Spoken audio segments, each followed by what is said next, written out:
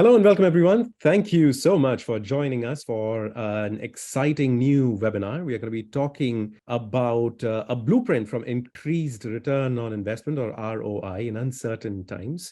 Very pertinent. It is quite a sign of the times where we are looking at API strategies. There's a lot of uncertainty around right now from an economic standpoint. It also obviously affects our own industry, the digital landscape, the tech industry.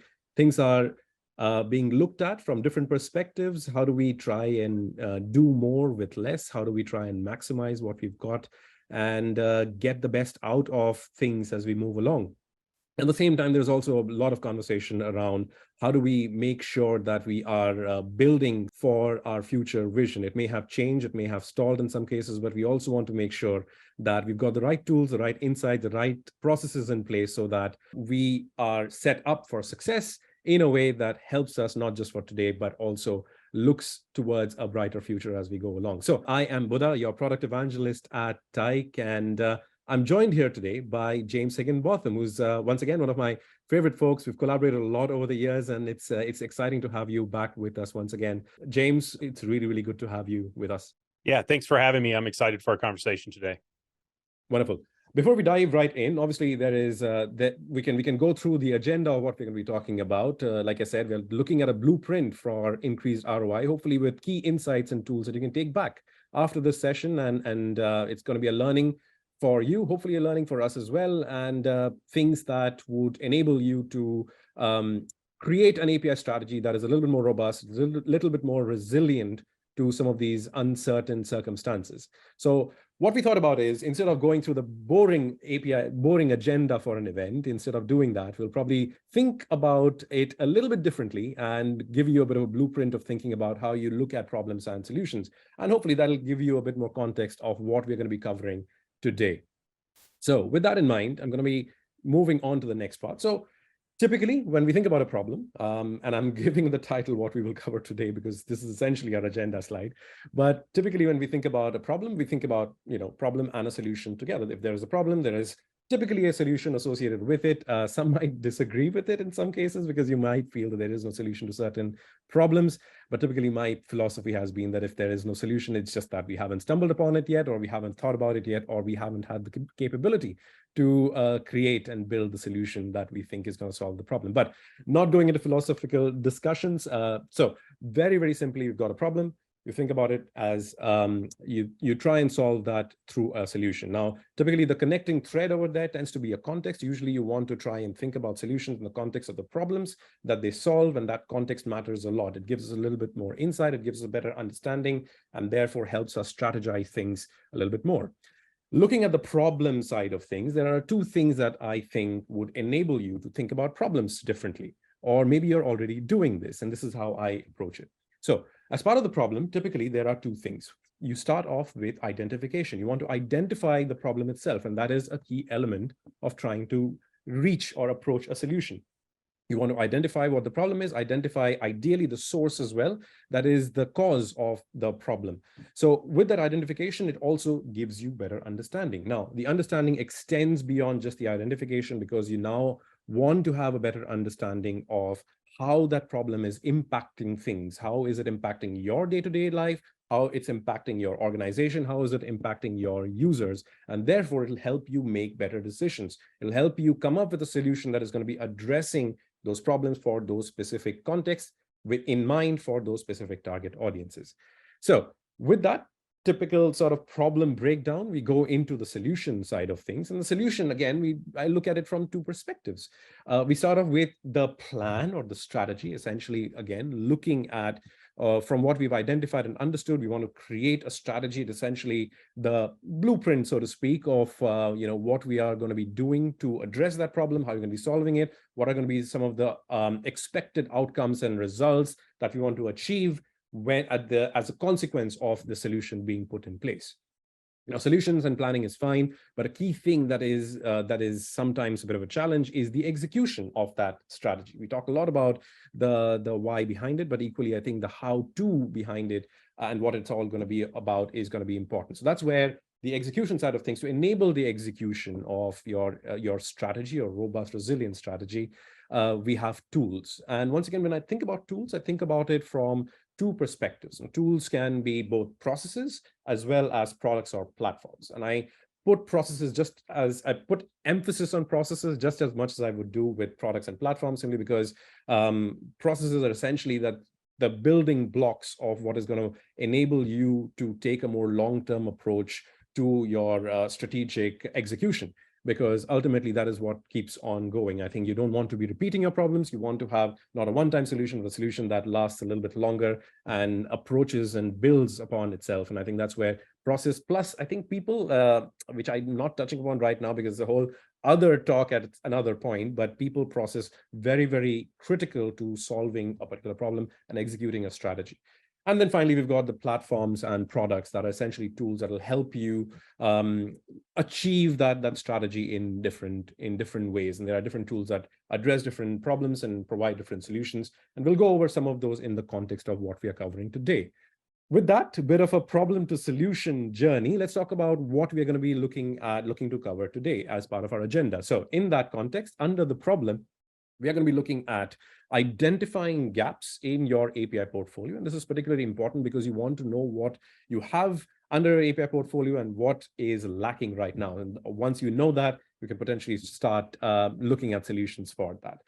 Then on the understanding side of things, it's important to understand some of the common mistakes that you might be making or people in the industry and learning from them about what is some of the driving forces behind that increased cost of ownership. I think that is also important to keep in mind. When we talk about return on investment, it's not just about doing more with less, but it's also looking at how we can reduce the costs in some way or fashion. In this case, particularly, we're looking at the cost of ownership of APIs. And then when we hop on over to the solution side of things, we start off by the strategy part of it, where we're going to be looking at the consume first and build when necessary model, an approach that is essentially going to help us think about API reuse a little bit more. And again, thinking about what we can do to make sure that our overall planning is pertinent. It's contextualized to the problems that we're going to be solving. And it's a little bit more future-proof than just now in the instant, in the moment. Now, on the tool side, I haven't put anything here because I'm going to be breaking that down into two parts. And I think we're going to be looking at Eventstorming as an important area, which will help us to explore the new areas, identifying some of the API gaps and needs and reuse opportunities. We'll be looking at what this concept is. It's a very, very exciting thing. Potentially, again, a talk of its own at some point in the future, but we'll be giving you a bit of an introduction to what it all is and a bit of a small little use case and example to help you get started in thinking on those lines. And then finally, we'll be covering the API management platforms. And of course, I'm a little bit biased in this case, where I might be talking a little bit more in the context of Tyke, but API management platforms and how they lend a degree of flexibility and resilience when you're thinking about your API productization, when you're thinking about how you're packaging things, how you're integrating with other solutions, looking at products and systems and solutions that are going to be an extension of your core API infrastructure, as well as flexibility in terms of your billing and how the things need to be scaled up and down according to your needs and requirements. So that is our sort of blueprint for today's agenda and how you can think about the problem and solution. To guide us, as I said, we've already introduced James, but to guide us through this journey is going to be James Higginbotham. He's the executive API consultant for LaunchAny, and again, he's an author. He's spoken a whole lot of events. We've collaborated very recently on the API extravaganza, which comes with a whole lot of experience in this particular space. So we are glad to have you with us, and I think I'm going to kickstart today's conversation as we go along. I'm going to move out of the screen sharing mode for a little while before we jump back in, I think, for the last bit, because we want things to be a little bit more conversational as we go along. And what I like to do with these sessions is I like to set the context a little bit and start off with definitions. And there are two definitions in particular, which we touched upon during our agenda, which are going to be quite useful for people to understand a little bit more. So let's start off with that. I think, James, if you could enlighten us a little bit about what an API portfolio is. What constitutes an API portfolio in an organization? And we'll take things from there. So take it away. Yeah, so a lot of organizations focus on delivering API products. They're trying to productize different kinds of offerings to meet the needs of different personas, market segments, different channels that they're trying to reach. But overall, a lot of organizations are producing APIs, many of which don't directly get exposed via the product. So the portfolio is the entire set of APIs that an organization owns and manages. And that might include services, it might include REST APIs, it might include GraphQL APIs, may have some gRPC. It's that whole combination of things. I sometimes even extend that a bit further because I think about asynchronous APIs, WebSocket-based APIs, server-side events, and other things, which like you've said before, there's lots of different conversations we could have in the future about those kinds of things as well. But looking holistically at the organization, what is your list of all of the APIs that you're managing today, that you have deployed and that you're using, whether it's internal or external facing? That's your API portfolio. Sometimes people refer to it as your API surface area. It's everything that you have to own and manage and take in consideration.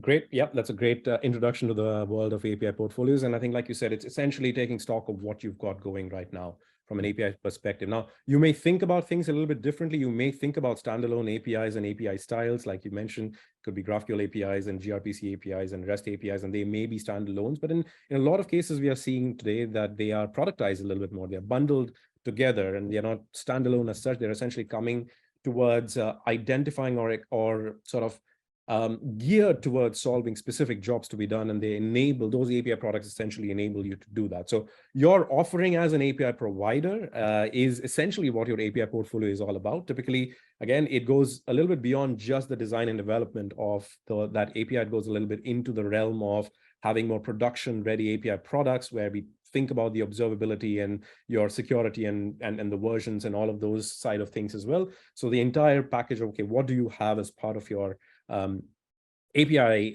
offering is essentially what your API portfolio is. And don't get me wrong, it's not necessarily for external consumptions alone. API portfolios can be internal to an organization as well. So you might be looking at providing APIs to power internal applications and products just as much as you might be thinking about exposing your APIs for external consumption and productizing and monetizing that for usage. So that's an introduction into the world of API portfolio. Hopefully that gives you a bit more context once we get into some of the common mistakes and gaps that we might be seeing within this API portfolio landscape.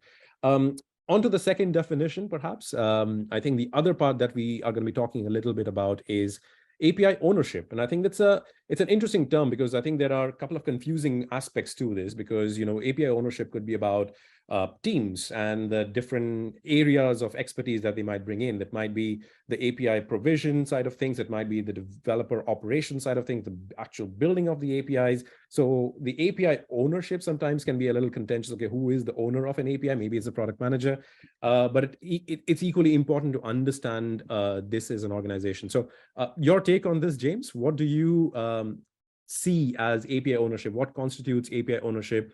And who is the responsible party here? Yeah, it covers a lot of things that you're talking about in the API lifecycle. So from my perspective, a lot of what I see in organizations, the organizations that are sort of undergoing their digital transformation, or they're starting to step up and offer an API product offering, they will oftentimes start with an older approach of one team builds it, another team is supporting it. And what ends up happening then is we have this huge gap in that ownership world. That ownership goes from the identification or definition of what that API product needs to do. What problem is it solving? All the way through the design, through the development, and on to managing it, monitoring it in production. And that includes supporting it. So oftentimes what I'll see is there'll be one product manager or product owner that is ultimately responsible for that API product. But there's going to be a number of different parties that are involved in the ownership of that API. You may have support teams, developer relations teams, evangelists that are out talking to developers, starting to build, doing pre-sales engineering kind of examples and applications and things like that. And they're all working toward building up the customer base of that API product and then supporting it long term. And so when we think about the ownership, the lifecycle goes well beyond just getting it coded and pushing it out into production. And we kind of lose sight of that sometimes in some organizations, depending on what kind of background your organization's from and what kind of methodologies you're applying. But that's where we really see API ownership is it's that full spectrum of birth to eventual growth, maturity, nurturing of your customers, of your developers, and of that product. And that means you're going to go through multiple revision cycles. You're going to improve the API over time. It's not just a one and done kind of engagement. That's where we see that ownership really, really take off. And it's really important. And if we don't understand that, or if we have a different definition of it, then sometimes that can get in our way. We can lose opportunities and end up spending a lot of time and a lot of investment in APIs that we just kind of miss the mark on because we don't fully understand that full ownership life cycle. Yeah, absolutely. I think there is, I think the reason why there might be a bit of confusion in this area is because sometimes when we think about API ownership, the immediate term that also follows that is the cost of said API ownership. And I think when we think about cost, that is a very sort of a definitive way of thinking about that ownership, because when we think about the cost of ownership, we're thinking, okay, how much does it cost to actually own that particular API as part of our portfolio? What is the infrastructural cost to it? What is the cost of the tooling that goes with it? What is the cost of the folks who are actually building and managing it? That sort of thing sort of comes into the picture. So I think that's where the API ownership conversation, I think, becomes a little less holistic, although equally important, because you need to understand these metrics, because the metrics will essentially help you make better decisions as we go along. And I think that's one of the gaps sometimes that we might be alluding to in the future. But API ownership, I think thinking a little bit more holistically is what we need. Collaborative conversations is very, very important, because otherwise we have these sort of two camps where we are thinking about the cost of the ownership of APIs, and that's where the API ownership lands. And the other side is the development of those APIs, and that's where the other side of the ownership sort of lands. So I think with that in mind, I think it'll be good to go into the next phase of things, where perhaps if you tell us a little bit about your take on the cost of ownership and how people can think about the total cost of ownership of an API or an API portfolio at large, and then think about the common mistakes that you might have seen that people are making that is essentially driving that cost of ownership up in organizations. Yeah, I think one of the biggest challenges a lot of organizations see is that their APIs are oftentimes led by technology leaders, and there's nothing wrong with that as long as we're bringing in the idea of product thinking with respect to that API. What's the definition of what it's doing and what it's trying to deliver, rather than getting caught up in all the details about what does the JSON structure look like, what are the HTTP methods are we using, what response codes are we using, and so on. So when we think about that product ownership aspect of everything, it really requires us to step back and think about what we're really trying to deliver. We're not just in charge of delivering code. We're in charge of delivering outcomes. So one of the biggest mistakes I see when we look at APIs and we fail to take that API product view is that we fail to align on our understanding of what the API really needs to do. And so what I do is I spend a lot of time with organizations helping them to use that as kind of a gate before they start really embarking on all of the code that has to be built, and the infrastructure and all those different pieces, is to slow down and think about, what is it that we're trying to do? What's the problem? What's the desired outcome? And then how does our API fit in the middle of that to help take someone from a problem to a solution? How do we get there? And that requires us to slow down and think about aligning on what the needs are. That might mean interviewing the developers that will be using our APIs directly, or interviewing the users that are indirectly using the API. They may not be making HTTP calls, but they're going to be consuming that API through a web, through a mobile app, a number of different channels that might be there and offered that API is backing. And so spending some time there and making sure we understand and align on that is really key. So one of the techniques that I use is you had mentioned it earlier, the idea of the jobs to be done. This really started, it was coined by Clayton Christensen. He had written a number of books about startups and building businesses. And so he was encouraging organizations, whether you're a startup or whether you're an enterprise and you're just trying to nurture and build some sort of product or value stream for your market, to look at what the job to be done is. If you can insert yourself between the problem and the desired outcome, the problem someone has, and they're saying, I wish I had this, but instead I have this problem, and you can put yourself in the middle, you can generally build a viable business or a viable product solution. And we can do the same thing with APIs. So spending some time with the align process of understanding and digging in. All of this is rooted in the voice of the customer. How do we think about what the problems are and how do we solve those problems? And I really encourage teams to use a format called job stories. They're kind of like user stories if you've seen those before. You start with the when the problem. So when a particular problem exists, I want to, and that's the job to be done. That's where your API will come into play and help solve that problem so that I can have a particular outcome. And if we can think about our problems that way and then design and deliver and own APIs through a long-term ownership life cycle to address that, we can grow and learn, get feedback, improve, and really grow an API product rather than just sitting down and saying, have some data over here, have a browser over here, going to build an API. That's a completely different way of thinking about things. So rather than starting at that technical problem, start thinking about the problems in the marketplace and then meet those demands. And you're going to deliver something that's going to give you a much higher return on investment. It's going to be more strategic for what your organization needs to deliver. And again, as you said before, this may not necessarily be an external facing API. It can be an internal one. You can do the same thing. What does my workforce need? What does this particular department need? What's this line of business need? And start to look at it that way. That's the number one mistake I see is people just start diving into the code. And I've got a developer background. I love writing code. It's fun, but I hate writing code that gets thrown away because it's never used. And we don't want to do that. We don't want to spend a lot of time, a lot of cycles, get big teams involved, build an API, and realize no one's really going to use it. So aligning on it is key and first and foremost in my mind. It's such an interesting area where I think we see something which is an exciting product. We just want to dive right in. You want to build something, you want to create something. Sometimes that's okay. I think sometimes it's fun, but I think when we are thinking about organizations and we are looking at optimizing our overall way of working, optimizing our processes. And again, I think that the key thing that comes out of these conversations and collaboration is really trying to focus and prioritize. Because ultimately, time is a limited resource. You really still can't make new, you can't expand time, you can't extend time. You can, time is going to flow the way it does. You will have X amount of hours in a day that you can work, and you can focus on only so many things within those hours.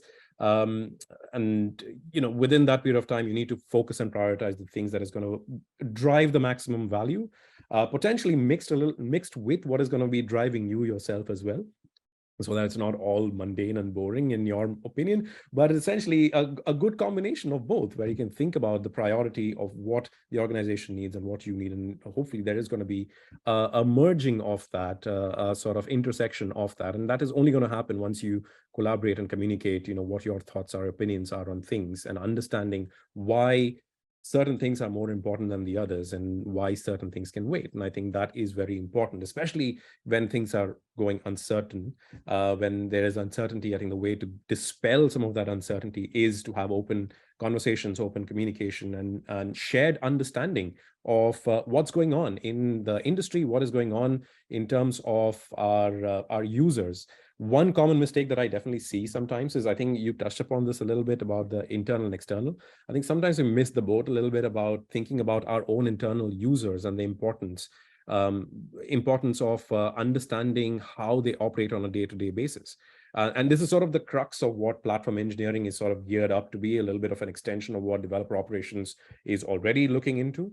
But just thinking about the internal developer platforms and internal platforms that are essentially making things more collaborative, making things more possible, making things a little bit more resilient and easy to use internally, so that it boosts productivity externally. I think that is very, very important, just as important perhaps in as compared to building out products that are external facing. Because if you can put a little bit more, invest a little bit more time to build out those tools internally, it's going to save you so much more time and effort as you move along. And again, it comes down to priority. Sometimes you are, if you're really early stage, you may not have the time or the ability to do some of that investment upfront, but at a specific scale, I think it is worth looking into it.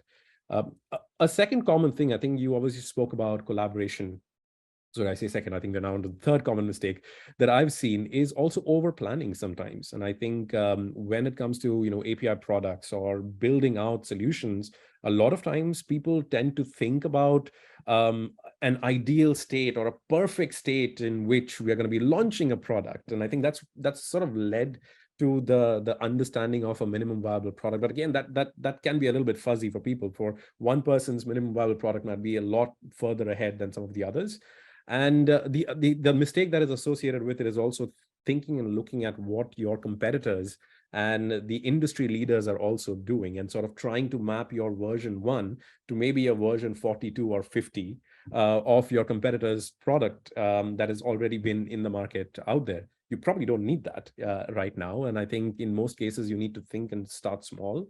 Obviously, don't build a bad product, I think, but build a product that solves maybe one problem, maybe two problems, and get it out there, test it out, get more feedback. I think if you don't do that, you are working in silos, and you may have gone you can sprint in two possible directions. One is in the direction that is going to give you the maximum gain, but you can equally go in the opposite direction, and you're going further ahead from your goal and outcome.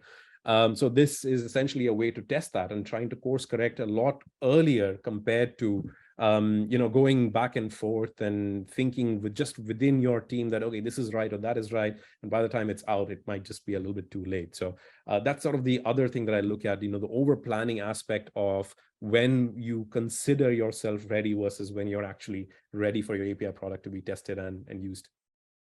Yeah, that's a great point, because I see a lot of organizations, they get very excited about their API program, particularly enterprise IT. They get excited and like, okay, we need to map out that target state, and there is some value in spending some time and understanding kind of the rough taxonomy or structure to your portfolio. How are we going to group things together based on what we know today? Are we going to group based on business units or domain areas, or functional areas of value streams, and kind of figuring out what makes sense for your organization? And having a sketch and kind of knowing, but being able to make adjustments. So that's one aspect of that overplanning that I see a lot in the enterprise side, is they feel like they have to know it all, and they need to know what every API in their portfolio is going to be, so that, and then they're going to just design and deliver to that roadmap, and they miss opportunities to stop, listen, ask questions, and gain feedback. So they take this more waterfall approach to their API program. And to your point, an MVP might be, well, let's find one value stream and start delivering the APIs for that.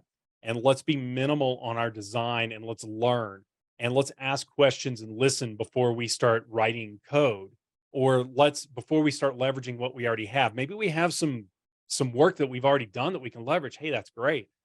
But rather than being myopic to saying, well, this is what we've done, so this is what we're going to need to do, or what we're going to make our API look like, ask some questions and make sure you understand it fully, engage, listen. Just outside the API space, I've been dealing with a number of vendors on a remodel project for a home. And I can tell you that the good contractors stop, listen, take notes. They remember things, they apply context, they inject their opinion where it makes sense, and they listen to the homeowner, ultimately, to do what they need to do. And they show up, they listen, they ask questions.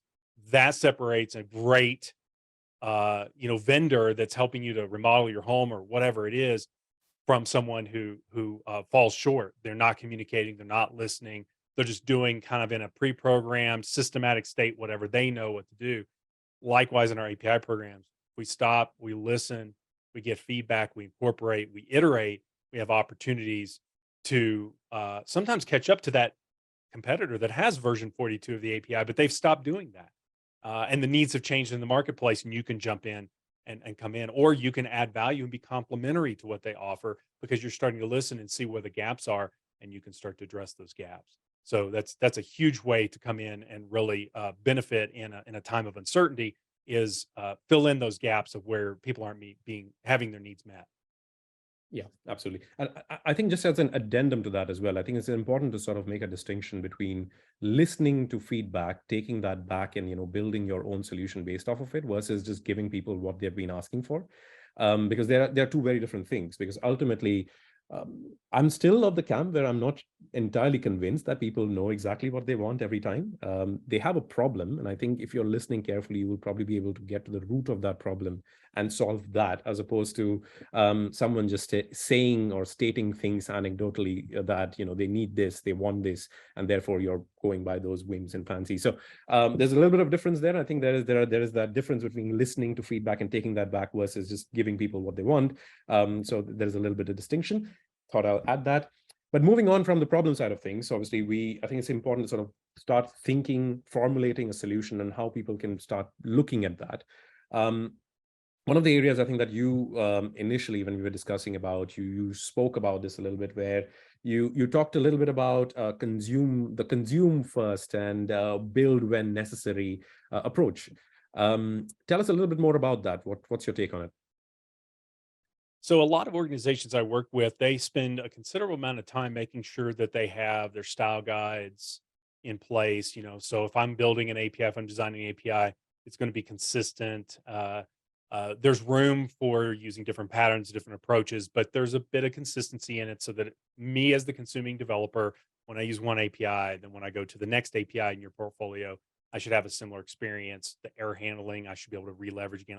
I've gained some knowledge, and now I should be able to accelerate the path to consuming the second, third, fifth, 10th API from you. But what I don't see a lot of organizations doing is encouraging a first level of consumption, or a consume first model. So they've designed all these APIs. They have a portfolio. I have clients that have portfolios of thousands of APIs, but most of those APIs are long tail APIs that have one or two consumers to them. They have not really taught their developers to slow down and go look at the catalog first, look at the portfolio of APIs that we have, and try to leverage something that already exists. They immediately assume, either because they're not used to or not thinking about the fact that months, years have gone by. We have this big portfolio of APIs now. Let's use those first. Or we've abandoned the idea of product ownership, the API ownership aspect of things. So the APIs aren't being improved. If I find an API that I like, but it's missing a couple of fields, I know that those fields exist in our backend systems, but I can't exactly get to them from your API. Is there someone to contact so that I could say, hey, do you think you could add those extra couple of fields? What do you think? Is this a big deal? Is it not? Is it something you can get into your work stream? Is this something you can deliver in a timely fashion? So what we end up having is teams constantly build APIs instead of reusing and consuming what already exists. So there's this idea here of, the executives want to hear reuse. They want to have a portfolio of APIs that have multiple consumers for each one, or we have products that we've been able to sell and resell and use economies of scale to be able to sell to different markets and different channels, benefit from. The problem is that because we're so focused on building, we forget to consume. And so that methodology or mentality of shifting an organization from build first to consume first takes concerted effort, but does pay off a lot and allows you to get to that goal of reuse that a lot of executives want to see, but sometimes don't always come to fruition. They struggle with that. I think that's been some of a bit of a crux within Tyke as well. I think when we built our API gateway and the APIs that are going to be exposed externally, we built it in a way that we ourselves are using our own product, and I think it gives us more insights into this. And interesting enough, I had a conversation with I think one of the founders or executives at Stack Overflow during the developer week. And he mentioned the same thing. It's essentially the entire knowledge base of their organization is using Stack Overflow to document everything, asking questions, getting feedback, all of that. So they know what are some of the challenges that their users are going to be facing, because they treat themselves, their own team members, as users. And once you start looking through the workflows, looking at what is going right, what is going wrong, and where you can improve, I think that makes such a big difference, because you're not just listening, you've actually experienced it now, and you can take that forward. Your experiences, both positive and negative, would be a critical sort of data point in making that decision. Okay, what do you prioritize next as a feature, as a component, as the next step and the next journey of your API strategy.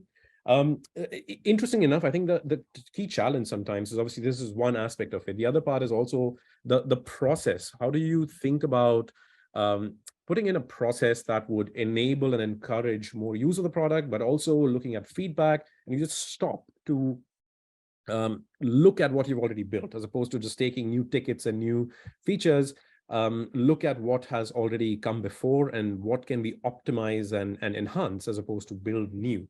It's not just limited to APIs, interesting enough, because I think we see the same with content. I think there's just more and more and more and more content coming in. I think we sometimes take a step back and say, okay, what can we reuse, repurpose, maybe change that a little bit more and update it.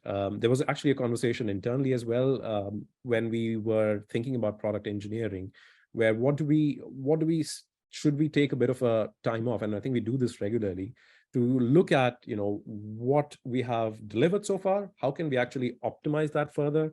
If there are issues and bugs that, there may not be high priority, but it's going to make things a little bit more cleaner. So how do you see organizations potentially approaching? I think one of the examples that you gave was obviously using users or treating users, internal users, as consumers. But what about the process? How do we enhance the process as part of the overall strategy within organizations to make this possible? Yeah, I think there's a few different ways you can do it. One of the ways that I've found that's really beneficial, just something tactical that anybody can do that has APIs today, is start with their documentation. Go back and look at their documentation and understand what is the documentation saying and what kind of opportunities do we have to improve it. And in the process of writing documentation, like a getting started guide, let's say that several of our customers are using it for the same type of use case, but we don't have a getting started guide for it. Put something like that together and say, let's do let's do some documentation improvement. Let's see what does it look like, and let's experience that pain ourselves and understand how people are using our APIs ourselves. So that's one idea there. Um, the documentation that you have for your API can actually be a salesperson. It can be a virtual salesperson that's always on 24/7, helping people to understand what you can do with your API. And from that perspective, spending some time in documentation will benefit both your sales cycle, but also can benefit that product ownership side of just getting fresh eyes on things. How are people using it, and things like that. The other is using techniques like we're going to be talking about Eventstorming, using things like Eventstorming to kind of lay out and verify, are people still doing using the same processes that they've used before? Are they still experiencing the same problems? Or is there new problems now that we need to explore, and to be able to map that out and find new opportunities to make sure that we're still delivering something that's relevant to our consumers? Keeping in mind that our APIs, if people are integrating with your APIs, particularly a product, if you have a partner or a customer, the cost of change is very high. The cost of change is very high to be able to undo and redo that integration. And so what that means then is you have an opportunity to keep your customer churn low, to reduce the customer churn of your product by leveraging APIs to keep your customers happy. By doing that, you're giving them more of an incentive to stay with you and not to jump ship to a competitor.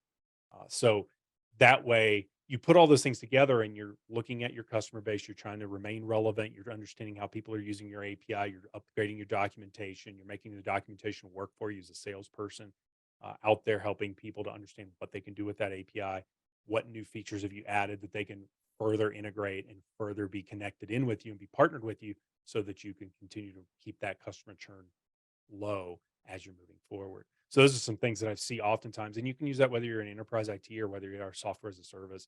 Either one of those sides, you can leverage these kinds of things to take advantage of it, and then use Eventstorming to kind of fill in and reevaluate kind of the bigger picture ideas. 100%. I mean, I tend to agree with everything you say. I think I've realized I'm trying to catch myself not to say 100% agree with everything that you're saying. But anyway, the key thing there, you're absolutely right again, where we've had this discussion with our commercial teams as well. It's always easier to keep our existing customers happy and sort of build on that relationship and their requirements and sort of expand from there, as opposed to trying and acquire new customers and sort of go through that entire process straight away. So if there's an opportunity for you to look back and think about how you can reduce churn, I think that's probably going to be hugely more beneficial compared to trying and focusing a huge amount of energy and effort in acquiring new ones. And again, there's a balance to that. But at the same time, I think if you are keeping your existing customers happy, there's an opportunity there that they would become, hopefully, advocates for what you are building and creating. And that would, again, amplify your voice, amplify your brand, amplify your identity. And hopefully other people will be listening in the industry from a slightly more neutral party compared to, your own sales, commercial, and evangelists talking about it. So, just a couple of things to keep in mind there. But you've mentioned a couple of times about event storming. I know we are getting close to the end of time, so I definitely want to go dive deeper into the world of event storming. Perhaps kick us off a little bit, James. Tell us a little bit more about what event storming is. And I think once you are ready, I'll help you flash the screen with the example that we can go through after. So tell us a little bit more about event storming, what it is and why it is important, what problem it's solving. Yeah, in brief, Eventstorming was created by Alberto Brandolini. He used a lot of other diagramming and collaborative methodologies to come up with this. He actually has a book out that talks a bit about how to conduct Eventstorming sessions. In short, it's a collaborative way for business, product, and technology to all come together and to understand a particular problem space. And you map it out by understanding a bit more about the domain events and other things. If you could bring up that diagram, what you do is you collaboratively work together. Oftentimes it's done in person.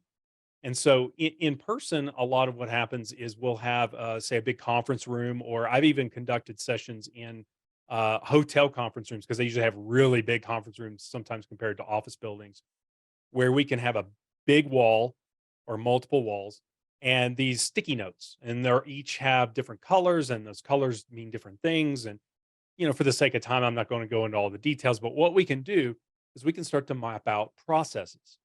We can do big idea event storming and start to understand how does everything flow through. So this is an example of an e-commerce website. It's like a bookstore, and you start off by looking at what are the things that we want to do: add books to carts, remove books from a cart, and so on. We typically start with the orange stickies, the events. So when a book was added to a cart, a book was removed from a cart. Then we can add and embellish with different colored sticky notes to understand more about the domain. So you can bring in your subject matter experts, you bring in your tech leads, you bring in your business, and you understand the particular solution area that you're trying to look at. What's really valuable about this is it allows us to align, like we talked about before, having that problem of not aligning properly. One of the things that we do as developers is that we're building in assumptions into every line of code that we write. And so we're making decisions about how things are going to work, whether that they actually reflect reality or desired state or not. So instead, let's sit down and spend a little time collaborating. And it may take just a few hours, or it might take a few hours spread across a few days to get those sessions worked out. But if we bring everybody together and lay these things out, it allows us to understand value streams and supply chains and how all these things come together. And then we can start looking to see, well, what APIs do we have that already solve these problems? This is our consume first. So do we have something already that allows us to do these things? Then if not, then we can identify different areas of bounded areas where our APIs might need to be built. But we can consume first, and then we can identify APIs that need to be built. We start to see what operations they need to have: add a book to a cart, remove a book from a cart, so on. Those are the types of things that we need. So when we use things like event storming, we can do a few things. We can look for gaps in our portfolio and fill them in, because we can start mapping out what the workflow is. And if we started from code, started from the tech side, and started building services and different APIs and so on, we may not actually know what we have and what we're missing. And so we can use event storming to understand what's actually happening in reality, or what needs to happen in our target state. And then to match our existing portfolio assets, our different APIs, event streams, and so on, to find out what we have, what we need. And then we can start to fill in those gaps. And then we start to add more and more value. We can also use event storming to gather up and understand our user interviews. So as you said, we need to ask questions, we need to get feedback. Well, let's take that feedback in and not just say, okay, well, let's spin up a feature to solve that problem because someone said that's what they wanted. Let's look at the bigger picture. Let's understand how what they're talking about fits in. Is there a way we can look at it in a different way to solve the same problem, to deliver what they're doing, or maybe deliver more, or even something even better than what they were actually asking for, because we've mapped it out. So event storming is a great way to get started, to find where your APIs exist, to find what operations your APIs are going to need. And you can do that in combination with job stories to understand what the desired outcomes are and what those steps are to get there, by breaking those things down and mapping those out. And as I said, it's a collaborative effort. It involves everyone, key representatives from business, tech, and product to be able to understand and contribute to this, and then understand what we need to deliver on. So this is a great way to really focus your efforts, make sure you're delivering value, make sure you're not starting from the bottom up and writing a bunch of code and building a bunch of services, but then you look and you go, well, none of these services actually solve problems. They just move data around and they're kind of necessary, but we kind of missed the mark a little bit. Let's go back and let's use event storming. So prefer to use it up front, but sometimes we might go back and use that to reverse engineer something we already have, find out what APIs already exist, and then fill in the gaps and make a huge difference in expanding out our portfolio, and therefore then getting more, even closer and closer to that consume first mentality, because now we're starting to find what that value stream is, and we're laying out all the activities and we're delivering APIs to meet that. Understood. I have a couple of questions out of this. So because I'm very curious about this, I think it makes a whole lot of sense. Again, it brings that collaborative nature into the process of thinking about new capabilities, not just features, but actual capabilities that we are adding and the value that is driven by it. I'm curious, how do you think about the success of an event storming event storming session, for instance? What is the definition of success in this case? Is it at the end of this? I'm assuming it's probably not right at the end of the session. Maybe there is a definition of success at that point where you come to a consensus with a group of people. But equally, how do you measure for whether this is working or not working, and then potentially whether you have to revisit and have another event storming session in the future? Mm-hmm. So you can use event storming at different levels of granularity too. So we might do big idea event storming, and then as we're moving forward, we might need to dig in and get more details. So we might have separate event storming sessions to really dig in even further. But really, for me, success is making sure that everybody's aligned and all the requirements are surfaced. That we've answered questions, that we've broken down assumptions, that we're not going in going, well, I'm just assuming that these particular things are needed, or this is the way it's supposed to work. And so if we have questions, we use these little hot pink stickies that, like this one here that has a little question mark stripe. We're talking about here, we need to submit payment details. Well, we're going to use our own payment processor, payment gateway, or we're going to use a third party. What are we going to do here? So one definition of success is shared understanding and breaking down assumptions. That's huge, because now we're all aligned and understand what we need to be able to deliver. Another thing is shared domain vocabulary. So from the idea of when we're going through this, we don't use different terms. You might use a term item, I might use book. Which one? We need to come to a resolution of that. Otherwise, our APIs are going to be all over the place. Our resource names are going to be all over the place. It's not going to make sense. When our third-party consumers come in, we open this up to partners and customers, and they want to use it. Are they going to understand it? Have we created shared understanding not only between ourselves, but between ourselves and the consumer? We've surfaced up unknowns. And then likewise, we've looked at these value streams and we've identified where are the high value APIs.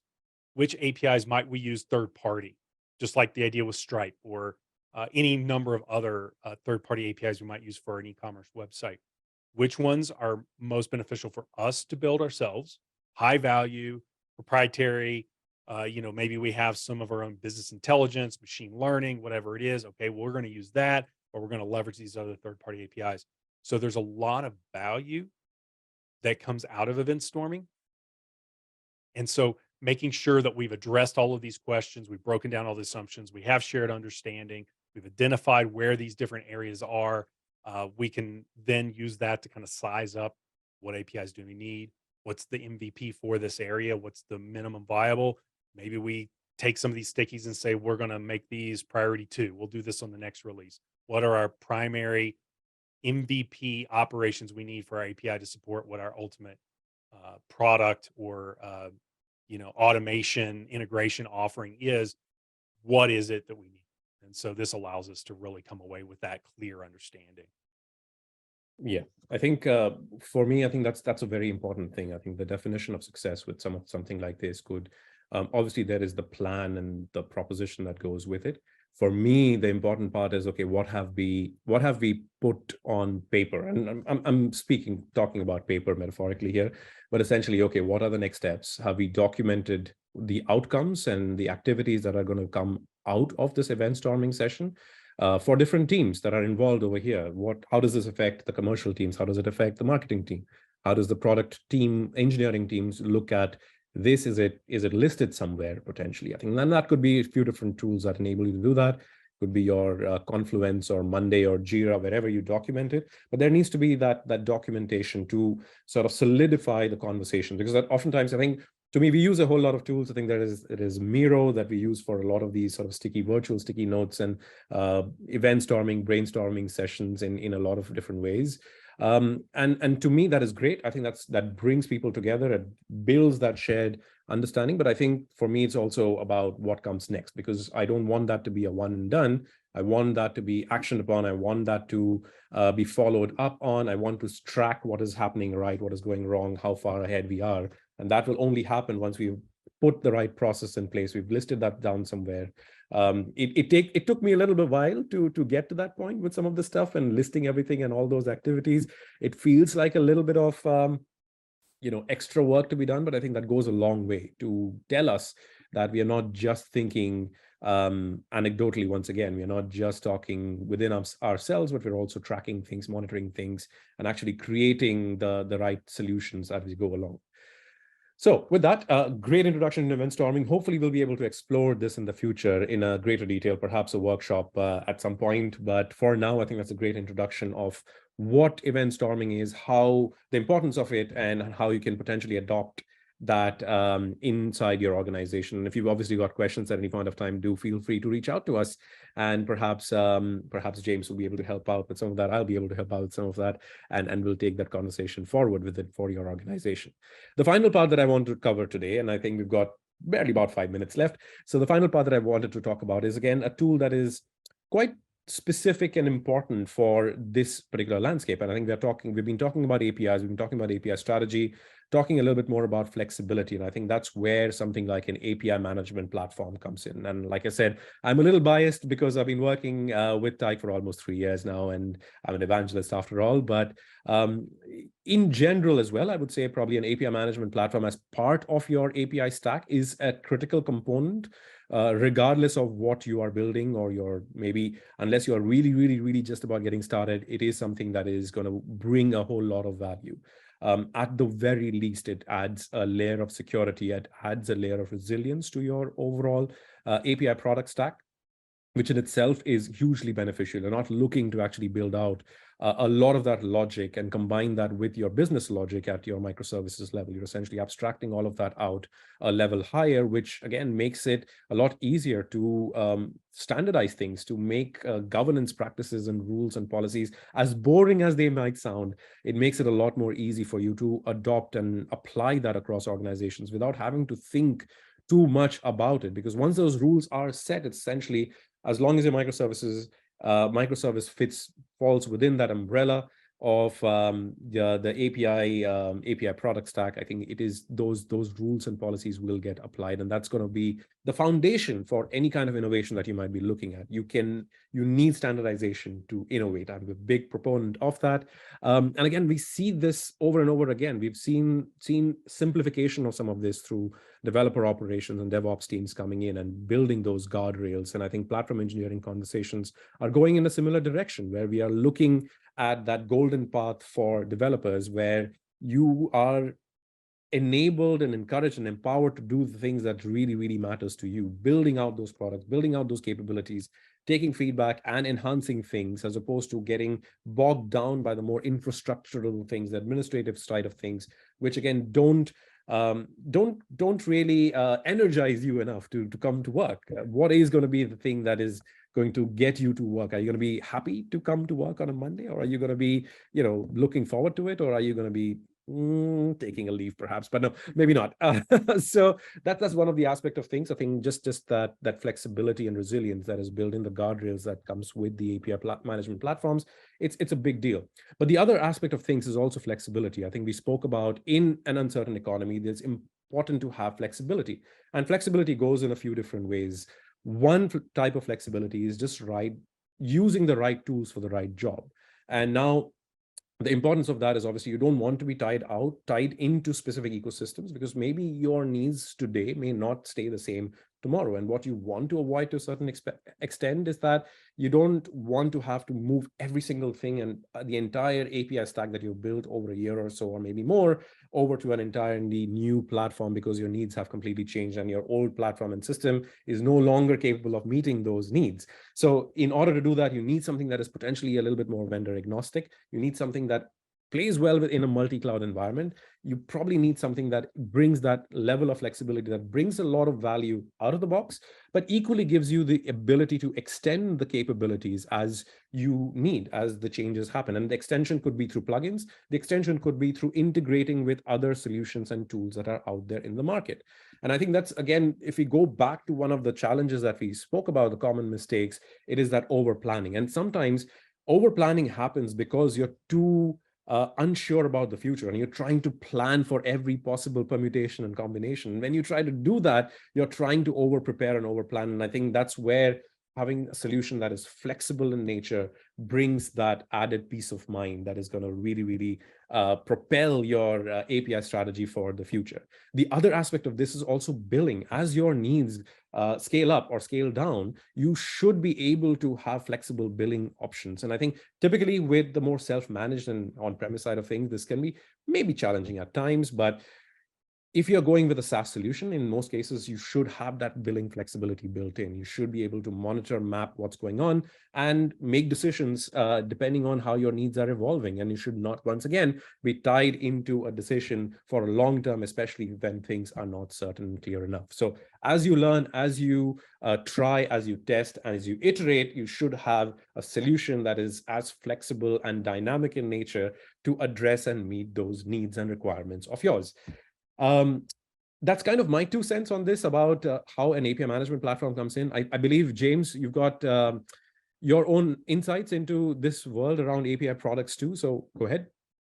Yeah. So a lot of what I've seen, you mentioned a lot of really good things and a lot of really important things from the infrastructure platform engineering side, but sometimes people don't realize that the API management layer is also a tool in the tool belt of the product owner or of the SaaS product management team, the directors of product or chief product officers.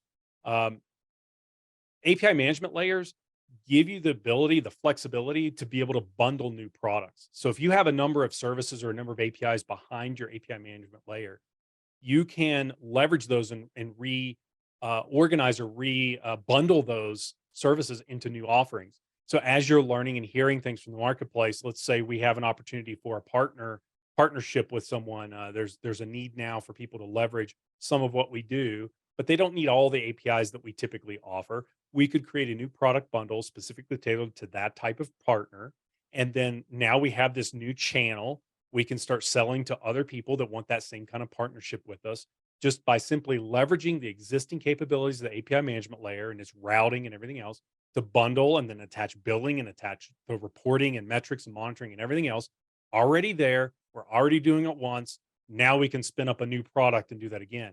So we get to leverage and get reuse at a global scale rather than reuse at a local scale. Instead of just reusing a service internally for some other need, we're now rebundling things together and just creating like a new endpoint, maybe another path or something, and we can have our own set of scopes and responsibilities and rules, all using that same API management layer, and all, as you said, kind of agnostic to the vendors that we're using behind the scenes. So as we have to move things around, we have that ability too. So we have that flexibility at the infrastructure level, and we have the flexibility at the product offering level as well. So there's a lot of value by having that API management layer instead of having it baked into your code for your services, having it separate, having it as a middleware proxy that's a tool that's driving your platform.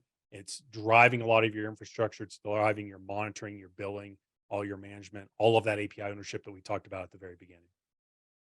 Yes, and I think just adding on to that agnosticism and flexibility, I think the other side of that part is also just the support for open API standards. I think that's a critical component here as well, because when we think about integration and working with other tools, I think we spoke about speaking the common language earlier on for collaboration. I think this is the same thing when it goes to tools as well. Tools speaking the same open standard conversation language that essentially enables that integration being made possible, playing well with different tools that, again, speak the same language. So that could go to your open API specification for your API definitions and like what's consuming that, the entire API lifecycle under there.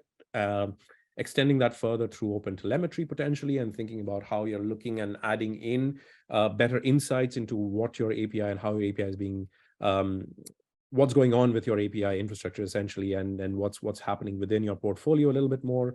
And again, connecting with other solutions and systems that would enhance the things that that are built for purpose, beyond what you as your core business are offering at this point of time. So all of those different things really powered by those open standards. So if you're thinking, if you've got an option, a chance to consider an open source solution or a solution that really supports open API standards, I think that'll be another great way to think about maximizing your ROI, not just today, but in the future as well. Because in all likelihood, the proprietary stuff may go away, but open standards that are backed by a whole lot of organizations, a whole lot of developers, I think that they are here to stay. And I think that is going to be the future that is going to be shaped as we move along. I think there's going to be, we'll be seeing more and more of open API standards coming in all possible realms of existence as we go within the digital landscape, and we'll see more such things coming up, and tools that are going to be supporting them will be at the forefront of things. Otherwise, you might just be left behind a little bit more.